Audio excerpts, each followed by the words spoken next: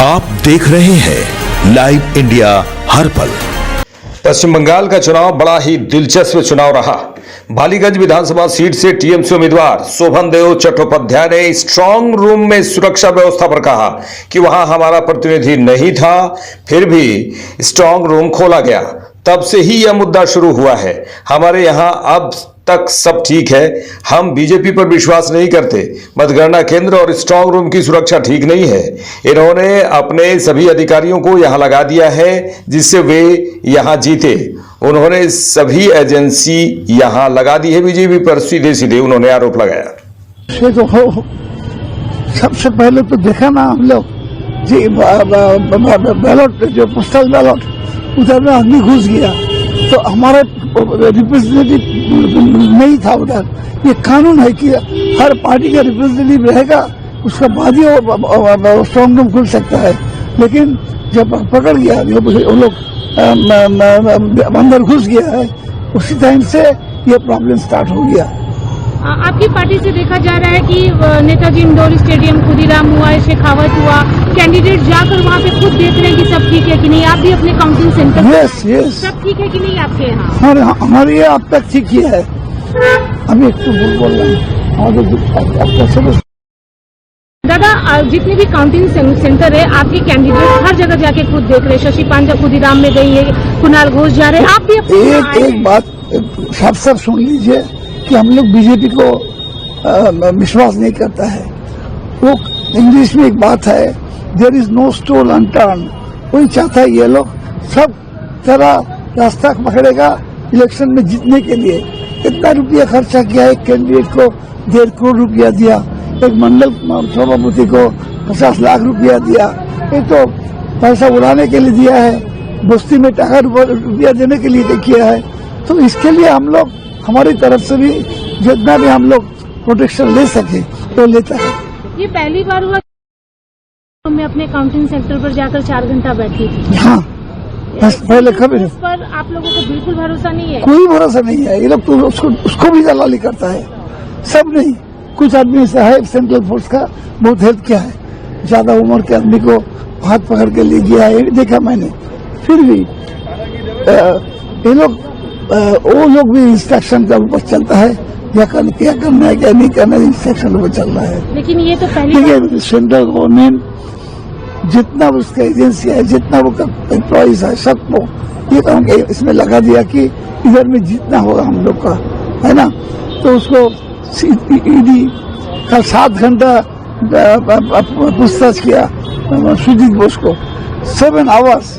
वो कैंडिडेट, उसको बहुत सारी काम होता है इलेक्शन के बाद, कैंडिडेट को एजेंट ढूंढना, उसका पेपर बनाना, बहुत सारी काम है, लेकिन वो कर नहीं पाए। फिर income tax, ED, CBI, election commission सभी तो हो गया उस पर बीजेपी पार्टी का फ्रंटल ऑर्गेनाइजेशन, और अभी सेंट्रल फोर्स वो भी बन गया है। दादा, आप एक बहुत पुराने, ये तो पहली बार ही हुआ है ना जो एटीट्यूड ममता बनर्जी का दिखा सुबह 7 बजे से एरिया में। वो एक ही बात पर कि वो किसी तरह ये बीजेपी को विश्वास नहीं करता है। वो जो ऐसा कोई काम नहीं है जो नहीं करता है वो लोग, इसके लिए वो अपनी खुद ही रास्ते पे उतर गया है।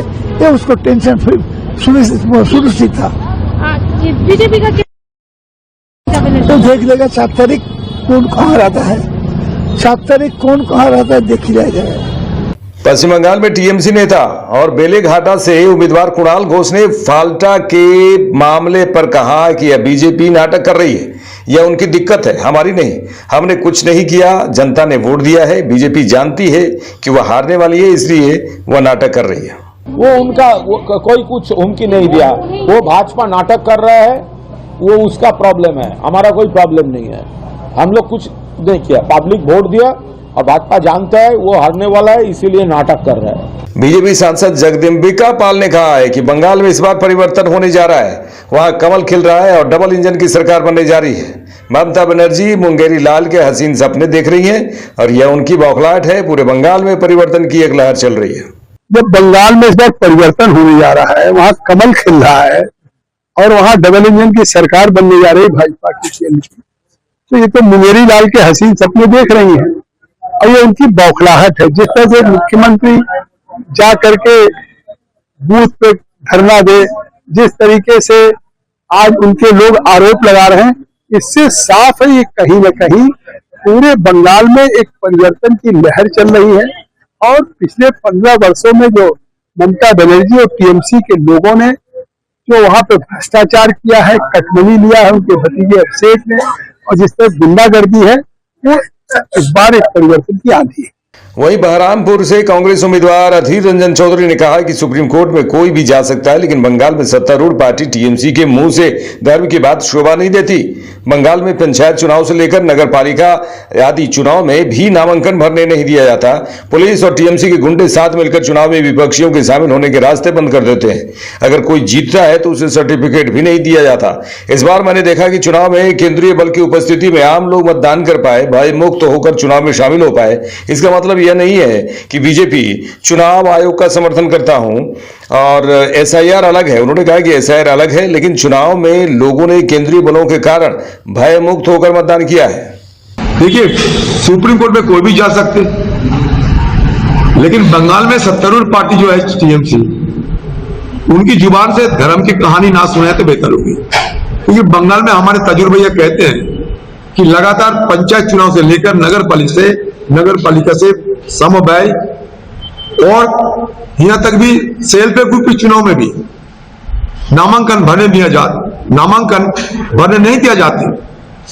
पुलिस और तृणमूल के गुंडों एक साथ मिलकर चुनाव में किसी विपक्षियों को शामिल होने की सारा रास्ता बंद कर देते हैं। और यहां तक कि कोई अगर जीत भी जाते, उनका सर्टिफिकेट भी नहीं दिया जाते हैं। पंचायत चुनाव में मैंने खुद, मेरा जानकारी है कि जब कई जगह बीडीओ ऑफिस से उनका बैलेट पेपर सारे बीडीओ ऑफिस में रखा जाते हैं, बीडीओ ऑफिस भी स्ट्रांग रूम में तब्दील हो जाते हैं और स्ट्रांग रूम के पहरादार बीडीओ एसडी होते हैं। और सारे बैलेट पेपर मन मुताबिक सत्तारूढ़ पार्टी की आदेश पे निर्देश में सरकारी ऑफिसरों ने बदल देते हैं। और इसका जानकारी हम जानते हैं, देखते हैं। तो इस बंगाल में इस बार मैंने ये देखा कि चुनाव के दिन कम से कम केंद्रीय बल की उपस्थिति में तत्परता से आम लोग वोट दान में सक्षम हुई, मतदान में सक्षम हुई और भयभीत ना होते हुए लोग चुनाव में शिरकत किए। बस यही फर्क देखते हैं।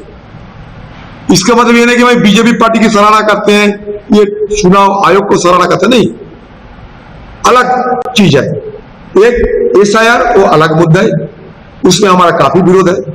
राहुल गांधी जी की वोट चोर गद्दी चोर की नारा आपने सुने हैं, लेकिन चुनाव के दिन बंगाल में जो देखा मैंने, चुनाव की तारीख में, कि यहाँ लोग मतदान किए हैं और वो भी केंद्रीय बलों की तत्परता से, उनकी उपस्थिति से, ये मैं कहता हूं।